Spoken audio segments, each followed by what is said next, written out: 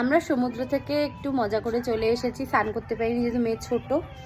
আর এরপরে এখন লাঞ্চ দিয়ে দিয়েছে, তো লাঞ্চে দেখি কি কি দিয়েছে। আর হচ্ছে দিয়ে দিয়েছে ভাত আর এসব, দেখি কি কি আছে। আমরা নিয়ে নিয়েছিলাম হচ্ছে ভাত, আমার হাজব্যান্ড হচ্ছে ওপেন করছে। আর এইদিকে ছিল হচ্ছে ভেজ ডাল, খাবারগুলো তো খুবই ভালো ছিল খেতে।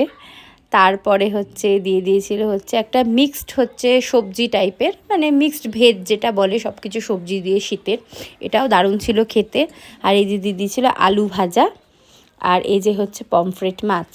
পমফ্রেট মাছটার কথা আর কি বলবো, এত সুন্দর খেতে ছিল, দারুণ সুন্দর ছিল।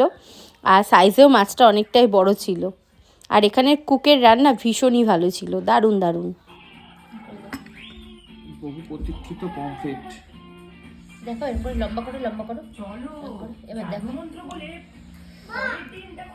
আমার হাতের সমান।